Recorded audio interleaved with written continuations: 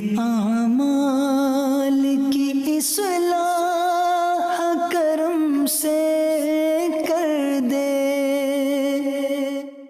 الحمدللہ رب العالمین والصلاة والسلام علی سید الانبیاء والمرسلین، اما بعد فاعوذ باللہ من الشیطان الرجیم، بسم اللہ الرحمن الرحیم۔ الصلاة والسلام علیک یا رسول اللہ وعلی آلک واصحابک یا حبیب اللہ۔ الصلاة والسلام علیک یا نبی اللہ وعلی آلک واصحابک یا نور اللہ۔ پیارے پیارے اسلامی بھائیوں اور مدنی چینل کے ناظرین، درود پاک پڑھنے کے بے شمار فضائل و برکات ہیں۔ مصطفیٰ جان رحمت شمع بزم ہدایت صلی اللہ تعالیٰ علیہ وسلم کا فرمان عالی شان ہے کہ تم اپنی مجلسوں کو مجھ پر درود پاک پڑھ کر آراستہ کیا کرو کہ تمہارا مجھ پر درود پاک پڑھنا کل بروز قیامت تمہارے لیے نور ہوگا۔ ہم سب چاہتے ہیں قیامت کے دن ہمیں نور ملے، ہم بے نور نہ رہ جائیں، تو ہمیں دنیا میں کثرت کے ساتھ درود پاک پڑھنے ہیں۔ آئیے مل کر محبت کے ساتھ بآواز بلند درود پاک پڑھ لیں۔ صلو علی الحبیب صلی اللہ تعالی علی محمد صلی اللہ علیہ وسلم۔ پیارے اسلامی بھائیوں، دعا یقیناً یہ ایک بڑا کمال کا عمل ہے، بہت شاندار عبادت ہے۔ دعا کے بارے میں قرآن پاک کی آیات بھی ہیں، احادیث بھی ہیں۔ اللہ قرآن میں فرماتا ہے ادعونی استجب لکم، تم مجھ سے مانگو میں تمہیں عطا کروں گا۔ احادیث میں نبی پاک نے فرمایا الدعاء مخ العبادہ، دعا عبادت کا مغز ہے۔ بے شمار واقعات دعا کی قبولیت کے ملتے ہیں، اور اس کے ساتھ ساتھ علماء نے کئی جگہوں پر دعا کی قبولیت کے اسباب بھی لکھے کہ دعا کن کن چیزوں سے قبول ہوتی ہے، کن کن اوقات میں قبول ہوتی ہے، کن کن وقتوں میں قبول ہوتی ہے، کن کن مقامات پر قبول ہوتی ہے، اور دعا سے پہلے کیا کیا جائے کہ دعا ہماری مقبول ہو جائے۔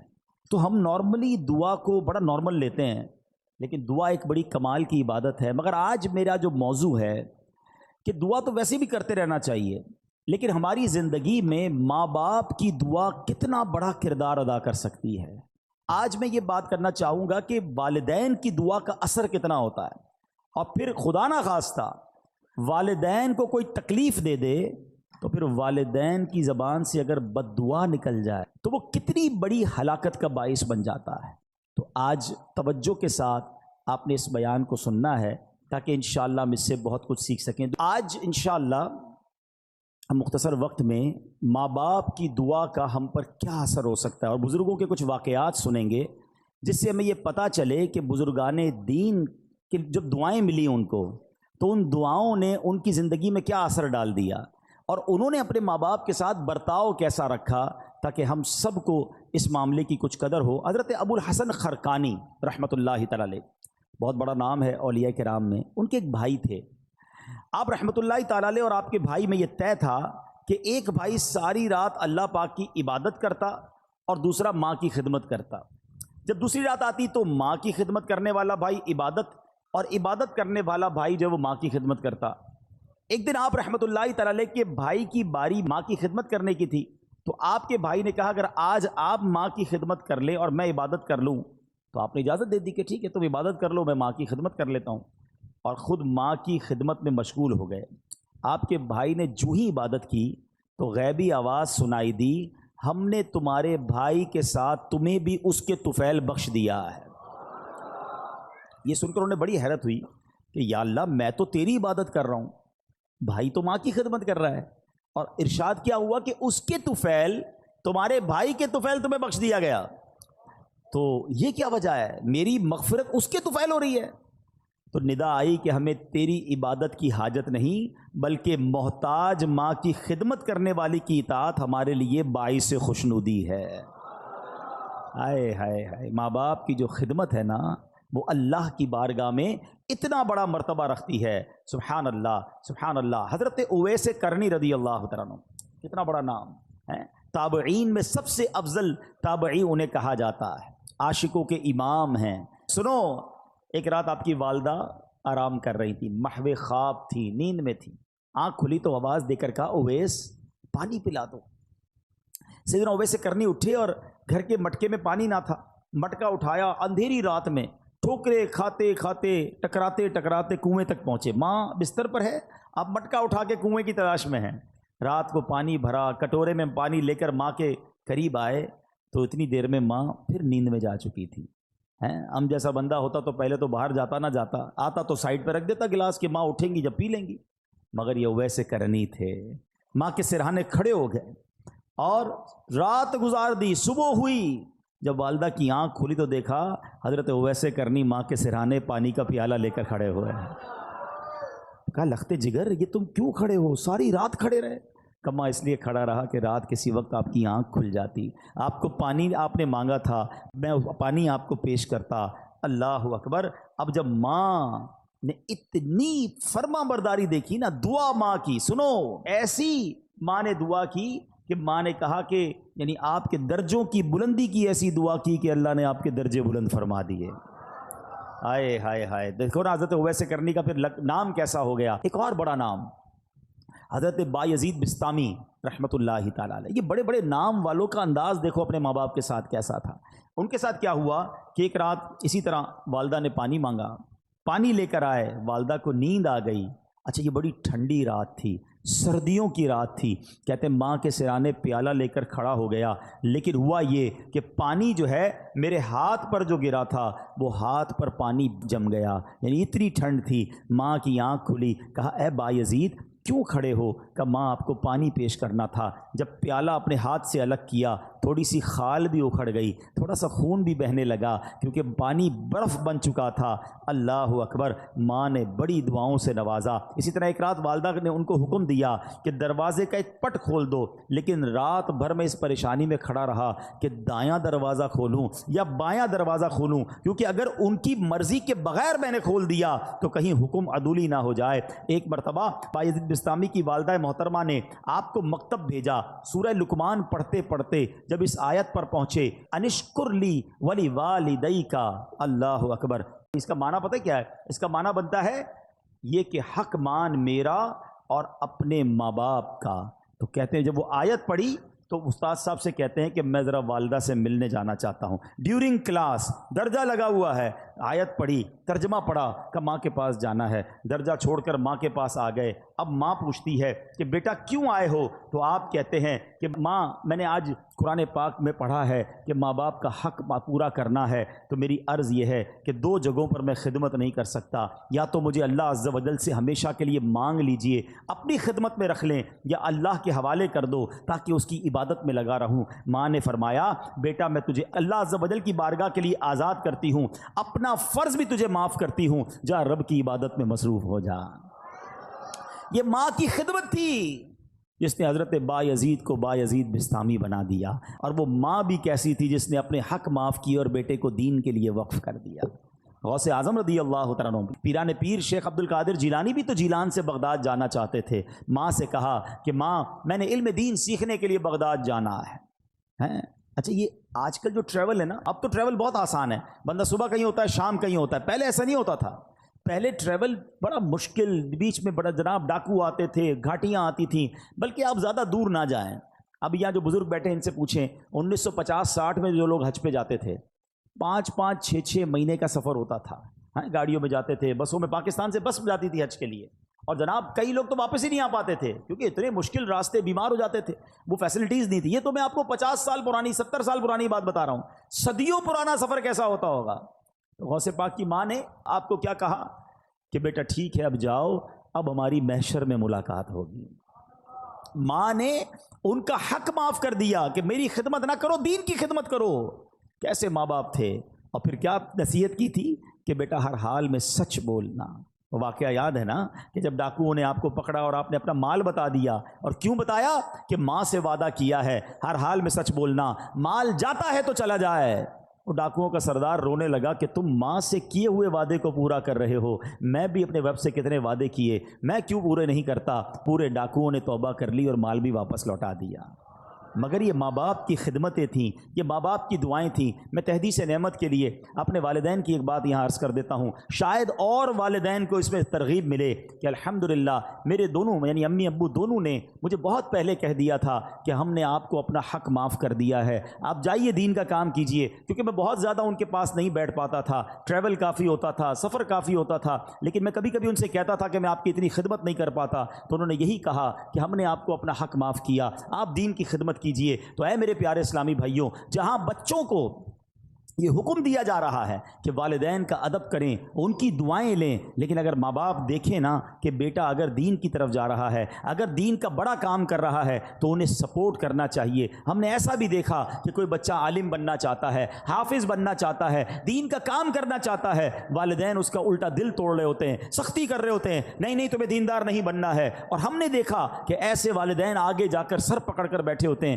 کیونکہ جب بچے کو دین سے آپ روکتے ہیں تو وہ دنیا میں ایسے غرق ہو جاتا ہے کہ بعض اوقات بری لائن میں پڑ جاتا ہے، غلط کاموں میں پڑ جاتا ہے، اور ماں باپ اس کے بعد سر پکڑ کے رو رہے ہوتے، دیندار بننا چاہتا تھا، میں نے دیندار نہ بنایا۔ دیکھو دیندار اور دنیا دار کی مثال سمجھ لو، یہ میں سب کے لیے نہیں کہتا مگر میجورٹی ایسا ہوتا ہے، ایک بار پھر ریپیٹ کر رہا ہوں، سب کو یہ لاگو نہیں ہوتا ہے مگر اکثریت پر یہ ضرور لاگو ہوتا ہے کہ جب بھی بچہ دنیا میں ترقی کرتا ہے نا، دنیا کو کوئی بڑا افسر بن جائے، دنیا میں جناب کوئی بڑی ڈگری لے لے، دنیا میں کوئی بڑا مقام لے لے، تو بعض اوقات ماں باپ ڈرتے ہیں کہ بچے کو کوئی بات بری نہ لگ جائے۔ بات کرتے میں ماں باپ کو ڈر لگ رہا ہوتا ہے، کیونکہ بڑا افسر بن گیا، بڑا سیٹھ بن گیا، بڑا جناب جاگیردار بن گیا، اس نے بڑی ڈگریاں لے لی ہیں۔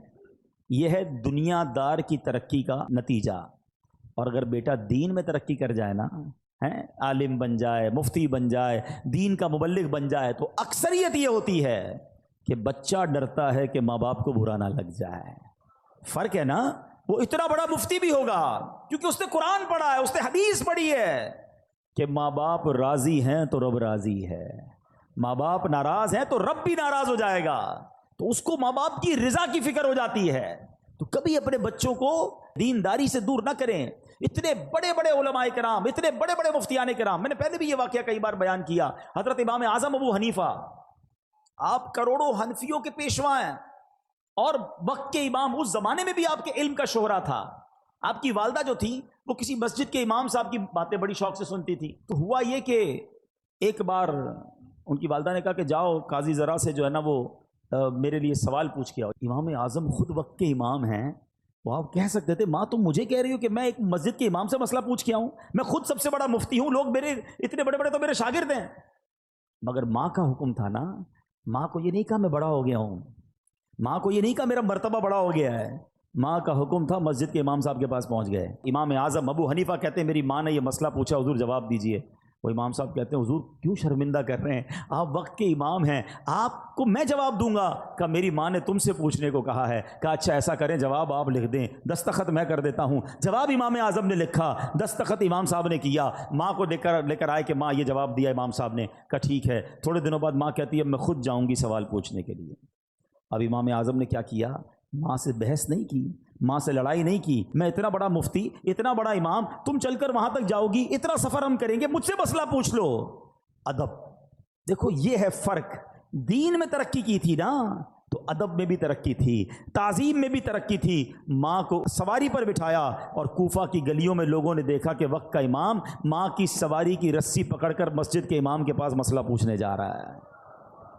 آپ ادب سے باہر کھڑے ہو گئے مسجد کے، ماں اندر جاتی ہے، مسئلہ پوچھتی ہے، ماں واپس آتی ہے، امام اعظم رسی پکڑ کر واپس لے کر آتے ہیں۔ اے میرے پیارے اسلامی بھائیوں، اس واقعے سے شاندار درس یہ ہے، آج ہم میں کوئی مالدار بن جائے، کوئی جناب افسر بن جائے، کوئی جناب کسی علاقے کا کونسلر، ایم پی اے یا ویسے ہی مشہور ہو جائے، دیندار لوگوں سے بھی بات کر رہا ہوں، اگر تمہارے کچھ چاہنے والے بن گئے، کچھ فالوور بن گئے، کبھی اپنے ماں باپ کو یہ مت کہنا میں بڑا ہو گیا ہوں، میں بڑا آدمی ہو گیا ہوں، میرے سے اس طرح بات نہ کرو، میرے پاس ٹائم نہیں ہے۔ میں کچھ بھی ہو جاؤں اپنے ماں باپ کا بچہ ہی ہوں۔ ہاں، ان کی ویل چیئر چلانے کا جو مزہ ہے نا، ان کے پیر دبانے کا جو لطف ہے اور ان کے لیے کوئی خدمت کرنے کا جو لطف ہے وہ اٹھایا کرو۔ اپنے آپ کو بڑا ماں باپ کے سامنے مت سمجھنا۔ جنہوں نے اپنے ماں باپ کے آگے اپنے آپ کو جھکایا، اپنے ماں باپ کی تعظیم کی، اللہ نے ان کے ناموں کو بلند کر دیا۔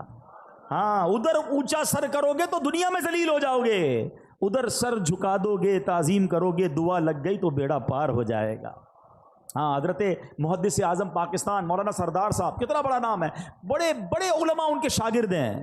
آپ کو پتا ہے آپ کی والدہ آپ کو کیا دعا دیتی تھی؟ ان کا نام سردار تھا، کہ میرے بیٹے کو اللہ دین میں سردار بنا دے۔ ماں کی دعا لگی، اب محدث اعظم پاکستان بن گئے۔ یہ ہے ماں کی دعا کا صلہ۔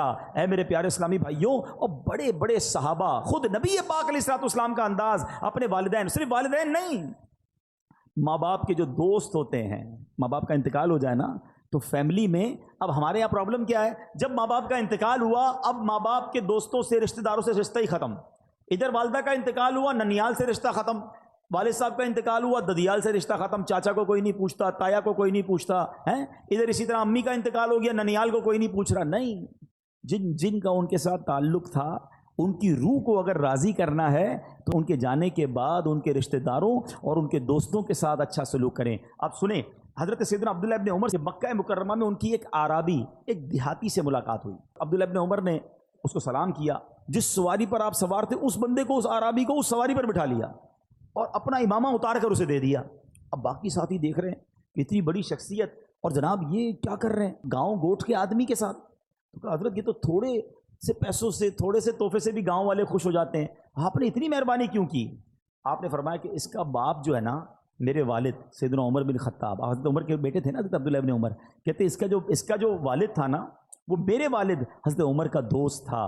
میں نے اللہ کے رسول کو فرماتے ہوئے سنا ہے کہ بہتر بھلائیوں میں سے ہے کہ بیٹا اپنے باپ کو ساتھ محبت رکھنے والوں سے بھی صلہ رحمی کرے۔ یعنی جو آپ کے والد کے ساتھ اچھا سلوک کرے نا، اب وہ چلے گئے والد صاحب دنیا سے، اب ان کے ساتھ اچھا سلوک کرے۔ آپ کو معلوم ہے نبی پاک علیہ الصلوۃ والسلام بی بی خدیجۃ الکبریٰ رضی اللہ تعالی عنہا کی جو سہیلیاں تھیں نا، ان کو بھی تحفے بھجوایا کرتے تھے، حالانکہ ان کا وصال ہو گیا تھا۔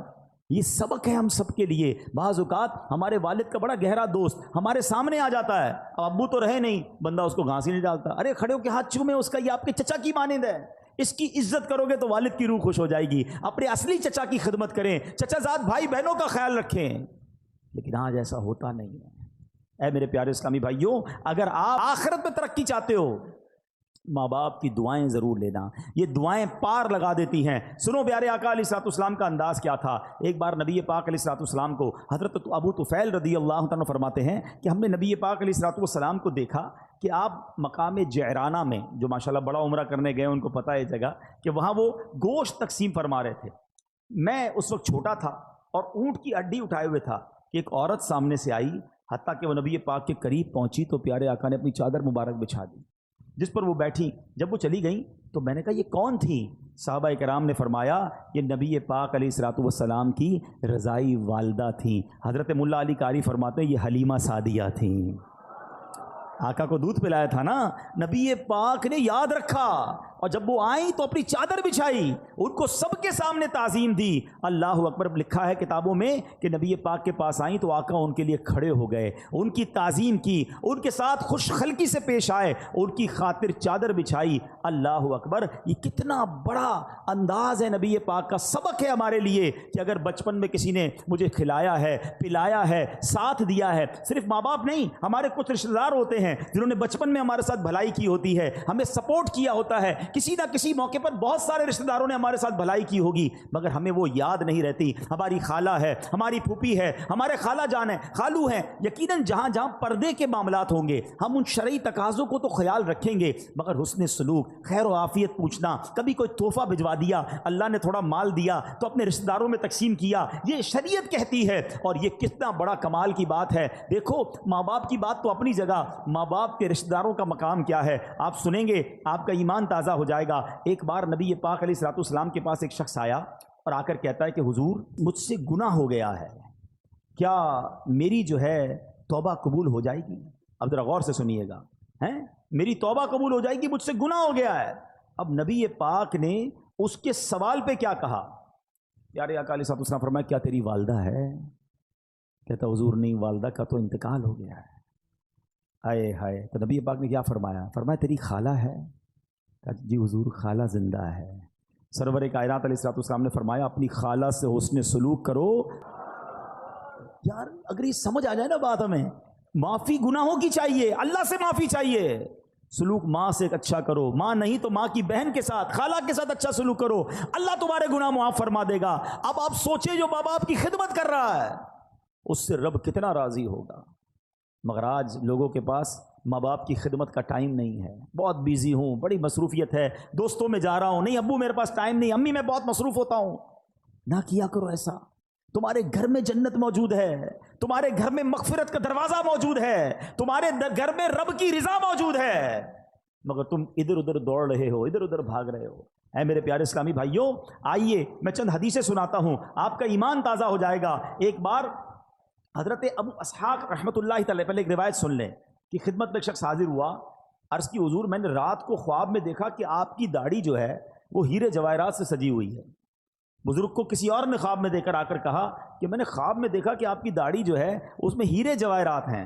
تو آپ نے فرمایا تو سچ کہتا ہے، یعنی تیرا خواب سچا ہے، کیونکہ میں نے کل سونے سے قبل اپنی داڑھی جو ہے اپنی ماں کے تلووں کو لگائی تھی۔ آئے ہائے ہائے، یہ اسی کی برکت ہے، یہ ہے ماں باپ۔ سبحان اللہ۔ نبی پاک علیہ الصلوۃ والسلام فرماتے ہیں والدین جنت کے دروازوں میں سے درمیانی دروازہ ہیں، اب تجھے اختیار ہے چاہے اس دروازے کو ضائع کر دے یا اس کی حفاظت کر دے۔ ایک اور جگہ نبی پاک فرماتے ہیں، کسی نے پوچھا کہ یا رسول اللہ والدین کا حق اس کی اولاد پر کیا ہے؟ آپ علیہ الصلوۃ والسلام نے فرمایا والدین ہی تیری جنت اور دوزخ ہیں۔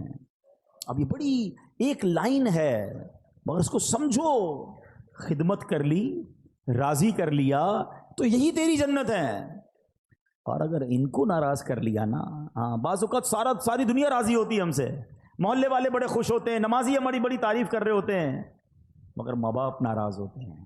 فرمایا یہی تیری جنت ہے، یہی تیری دوزخ ہے۔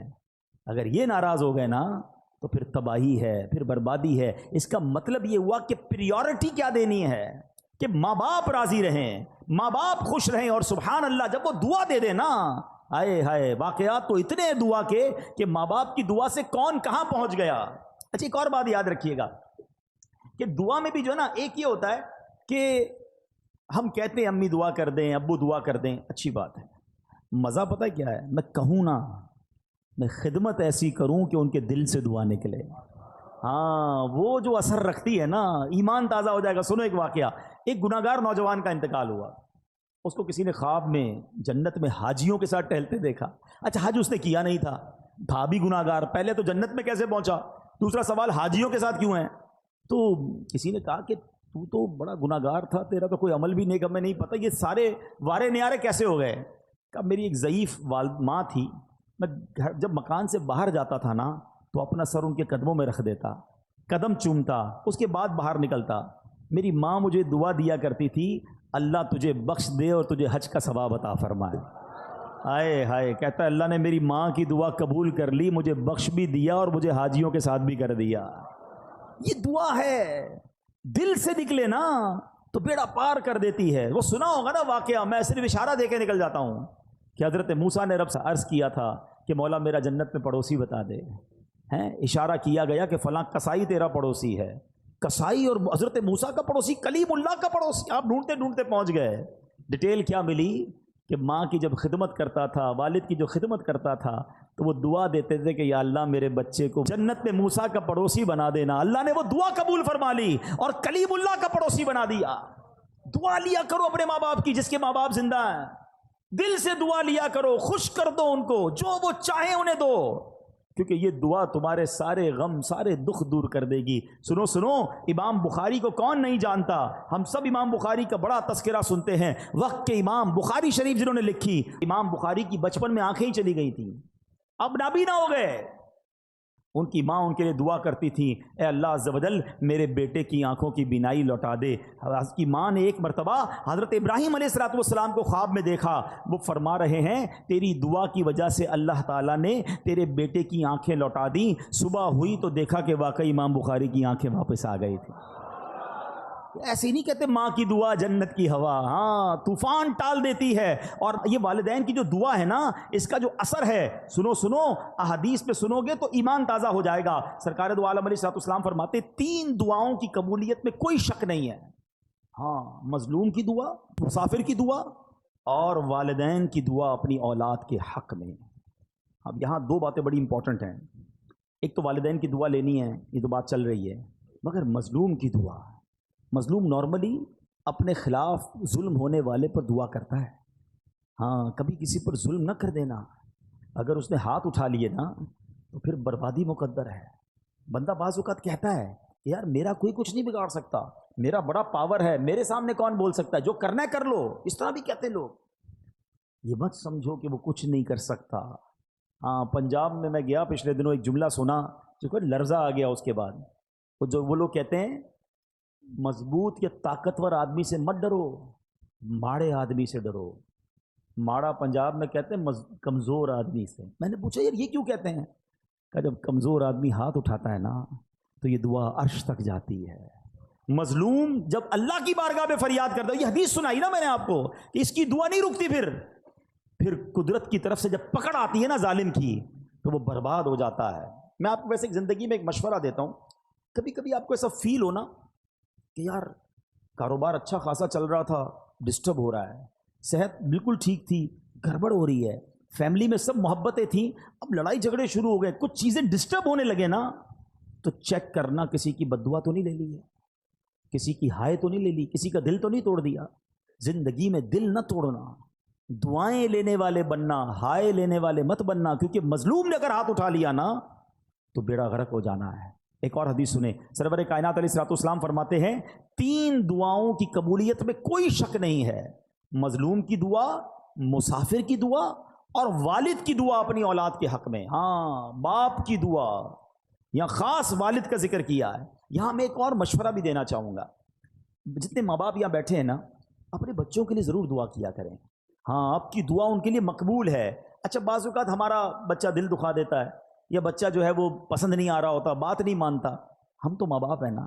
جب اللہ نے ہمیں یہ مقام، اللہ کے حبیب علیہ الصلوۃ والسلام نے حدیث میں یہ مقام عطا کر دیا کہ ماں باپ کی دعا بچوں کے حق میں قبول ہوتی ہے، اب اللہ سے مانگو نا کہ اللہ اس کو نیک بنا دے، پرہیزگار بنا دے، میرا بھی فرما بردار کر دے، اپنا بھی فرما بردار کر دے، تاکہ اس بچے کا بیڑا پار ہو جائے. بدقسمتی یہ ہے کہ بعض اوقات کچھ ماں باپ اپنے بچوں کو بد دعائیں دیتے ہیں. اچھا، بعد میں پریشان بھی خود ہی ہوتے ہیں، کیونکہ جب آپ کہہ دیں گے اور قبول ہو گیا تو پھر اس کے بعد آپ ہی پریشان ہوں گے. اب ایک واقعہ سنیے گا. دعا کی بات کمپلیٹ ہو گئی. اب میں کچھ آپ کو ماں باپ اگر بد دعا دے دیں تو اس میں کیا بیڑا غرق ہو جاتا ہے. اچھا، بعض اوقات گناہگار مقبول بارگاہ الہی ہو جاتا ہے، ولی بن جاتا ہے ماں باپ کی دعا سے. اور اگر ماں باپ بد دعا دے دیں تو اللہ کی بارگاہ کا مقبول یا نیک بندہ جو ہے نا وہ بھی کس طرح پھنس جاتا ہے. جریج ایک شخصیت ہے، نہایت نیک اور اللہ عز و جل کا مقبول بندہ تھا. کبھی اللہ عز و جل اپنے پیاروں کو بھی آزمائش میں ڈالتا ہے، جیسے جریج کو آزمائش میں ڈالا. جریج کی بارگاہ الہی میں مقبولیت کا اندازہ اس بات سے لگائیے کہ آپ نے دودھ پیتے بچے کو ہاتھ لگایا، وہ بول اٹھا اور آپ کے بے گناہ ہونے کی گواہی دی. یہ تو آپ کی روشن کرامت تھی. لیکن ہوا کیا تھا، واقعہ کیا ہوا تھا، اب ذرا یہ سمجھیے گا. یہ حدیث پاک ہے، حضرت ابو ہریرہ رضی اللہ تعالیٰ عنہ سے روایت ہے کہ نبی پاک علیہ الصلوۃ والسلام نے فرمایا جھولے میں دودھ پیتے بچوں میں 3 لوگوں نے کلام کیا. حضرت عیسیٰ علیہ السلام، نمبر 2 جریج کے متعلق ایک بچے نے کلام کیا. آقا فرماتے ہیں کہ وہ جریج کون تھا؟ ایک عبادت گزار شخص تھا. اس نے ایک عبادت گاہ بنائی ہوئی تھی جس میں وہ رہتا تھا. ایک دن ماں اس کے پاس آئی اور اس وقت وہ نماز پڑھ رہا تھا. ماں نے کہا اے جریج، نماز کے دوران پکارا تو آپ نے کہا کہ ایک طرف میری ماں ہے، ایک طرف نماز ہے، میں کیا کروں؟ نماز جاری رکھی، ماں چلی گئی. دوبارہ اگلے دن ماں آئی، پھر نماز پڑھ رہا تھا.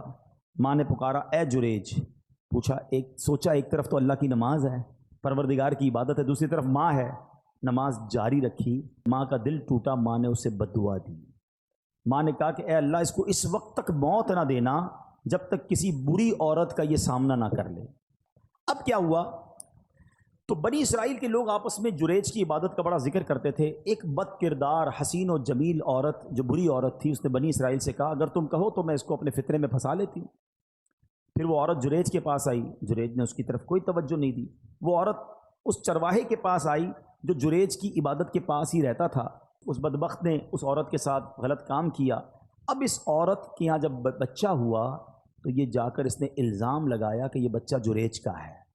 لوگ جریج کی عبادت گاہ پر گئے اور اس کو نکالا، مارنا پیٹنا شروع کر دیا کہ تو بڑی عبادت گزار بنتا تھا، یہ تجھ پر اتنا بڑا الزام. اب جریج نے کہا مسئلہ کیا ہے؟ کہا یہ عورت کہتی تو نے غلط کام کیا، یہ بچہ تیرا ہے. جنید نے کہا پہلے مجھے ٹھہرو نماز پڑھنے دو. 2 رکعت نماز پڑھی اور بچے کے پاس آیا, اس کے پیٹ میں انگلی چبو کر دریافت کیا, اے لڑکے تمہارا باپ کون ہے؟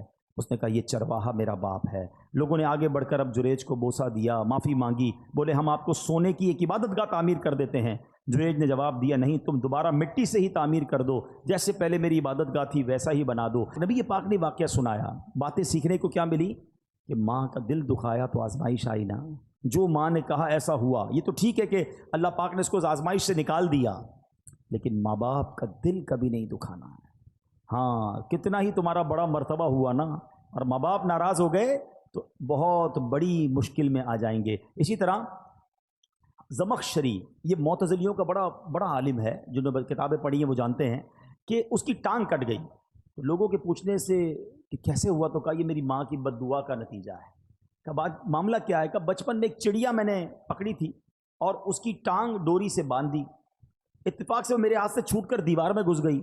اب جب میں اسے کھینچتا تھا تو ظاہر ہے اس کی ٹانگ تو باہر آ رہی تھی, چڑیا نہیں آ رہی تھی. تو میں نے ڈوری زور سے پکڑ کر کھینچی تو اس کی ٹانگ ہی باہر آ گئی.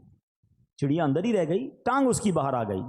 میری ماں نے جب یہ دردناک منظر دیکھا تو بے ساختہ میری ماں کی زبان سے نکلا کہ جس طرح تم نے اس کا پاؤں کاٹا ہے اللہ تیرا پاؤں بھی کاٹے. حالانکہ وہ اس زمانے کا عالم تھا. وہ کہتا ہے بس میں بخارا کے سفر پر گیا علم سیکھنے, سفر کے دوران میں گر پڑا, ٹانگ پر شدید چوٹ آئی, ٹانگ کا زخم ایسا بگڑا کہ آخر مجھے اپنی ٹانگ کٹوانا ہی پڑی. یاد رکھنا, امام بخاری کی آنکھیں آ گئی ماں کی دعا سے, اور زمخشری کی ٹانگ چلی گئی ماں کی بد دعا سے. یہ سمجھنا ہے ماں باپ کی دعا یہ کمال کا کام ہے, لیکن کبھی ان کا دل مت دکھانا. ایک شخص کے بارے میں آتا ہے کہ ماں نے آواز دی, اس نے جواب نہیں دیا. ماں نے کہا تو گونگا ہو جائے, تو وہ گونگا ہو گیا. اچھا یہاں اب میں واپس اسی پوائنٹ کی طرف آؤں گا. ہم ماں باپ, جو مجھے ماں باپ سن رہے ہیں, بچوں کو میں الگ سمجھا رہا ہوں, لیکن ماں باپ سے میری عرض یہ کہ کبھی بھی بچہ دل دکھائے نا, بد دعا مت دینا. کیا پتا وہ قبولیت کی گھڑی ہو, کیا پتا وہ قبولیت کا وقت ہو اور آپ کی زبان سے نکلے اور وہی کام آپ کے بیٹے کے ساتھ ہو جائے.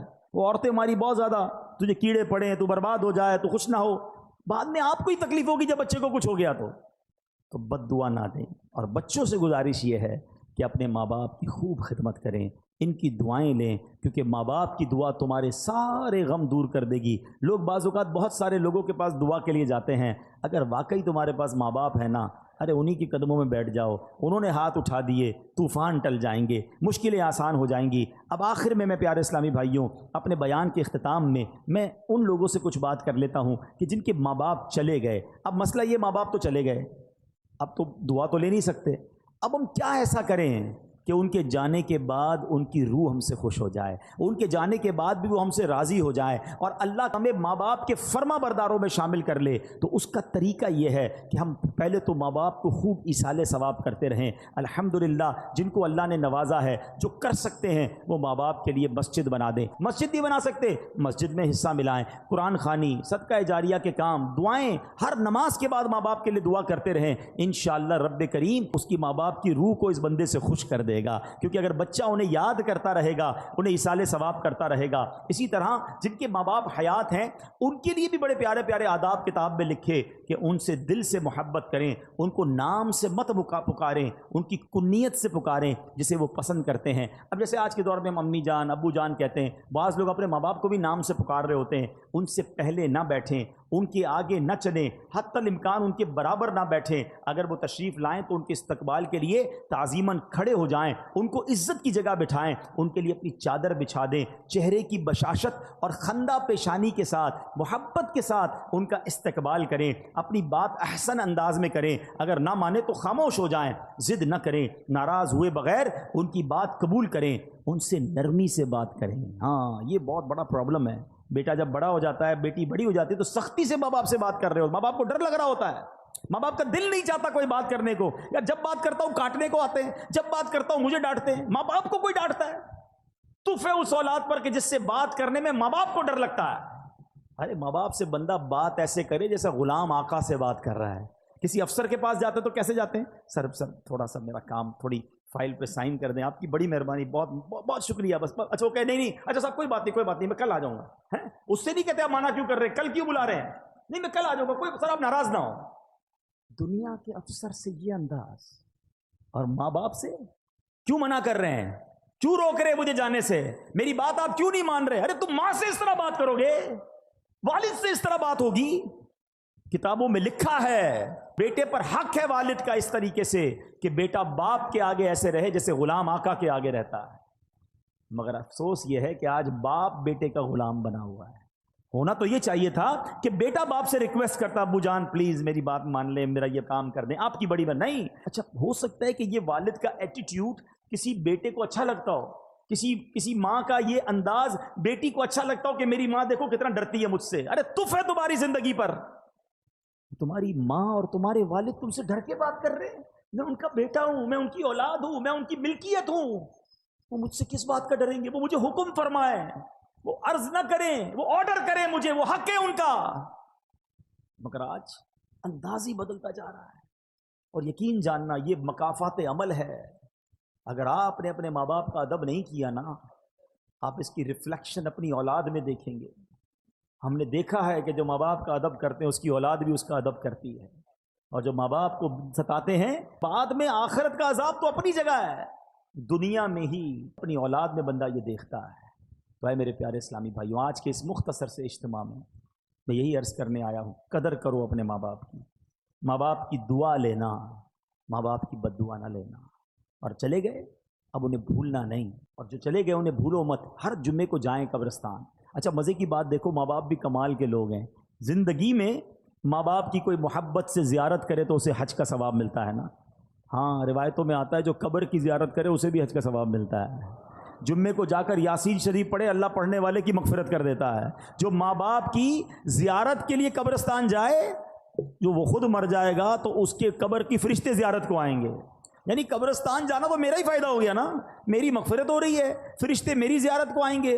تو ماں باپ کمال ہیں یار, رحمتوں کا منبع ہے. زندہ رہیں تو بھی کرم ان کی مہربانیاں ہیں, اور چلے جائیں تو قبر پہ جاؤ تو پھر بھی بیڑا پار ہو جاتا ہے. تمام لوگ اپنے ماں باپ کی فکر کریں, قدر کریں. چلے گئے تو ان کو خوب ایصال ثواب کریں. میرے اعمال